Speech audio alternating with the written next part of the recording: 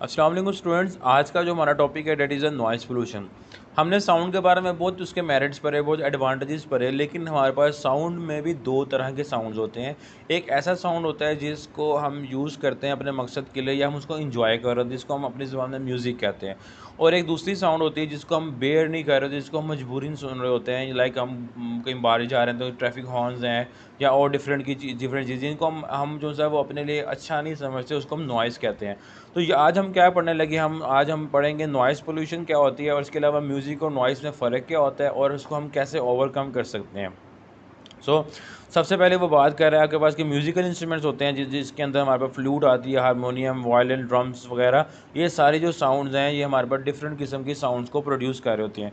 Sound of these instruments has pleasant effect on our ears. Such sound which are pleasant to our ears are called musical sound. ये definition भी है musics की, musical sounds की, कि वो तमाम तरह के साउंड जो कि आपके पास हमें प्लीजेंट इफेक्ट दे रही हैं हमारे कानों को, वो हमारे पास म्यूजिकल साउंड्स कहलाती हैं।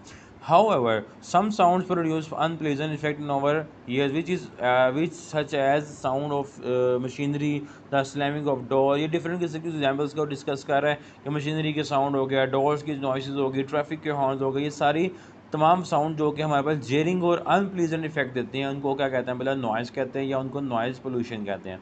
Noise correspond to irregular and sudden vibration produced by some sounds।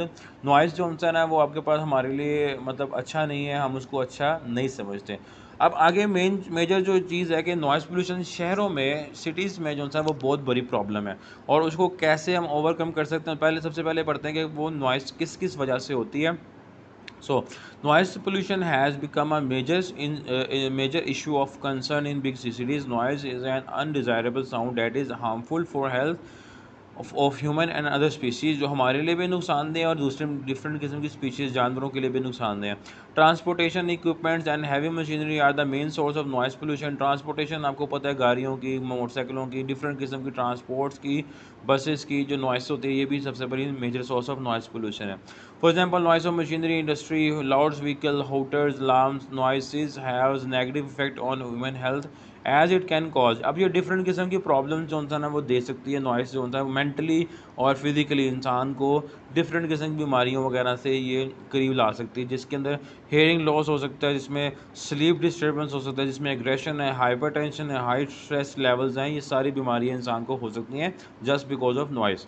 Noise can also cause accidents by interfering with the communication and warning of signals की अगर हम फॉलो नहीं करते या नॉइस की वजह से डिफरेंट किस्म के एक्सीडेंट्स भी हो सकते हैं।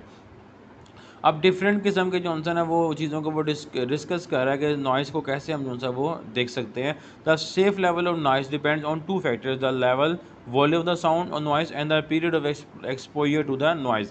कि अगर हम या तो उसके नॉइज़ का, शोर का, या तो हम उसका लेवल कम कर दें, या दूसरा मेथड क्या है भला, हम उसका लेवल कम कर दें या उसका टाइम पीरियड कम कर दें, उसकी उसकी मिकदार कम कर दें। दोनों चीज़ों को कम करने से हमारे पास बहुत आसानी से हम नॉइज़ पोल्यूशन पे कवर अप कर सकते हैं।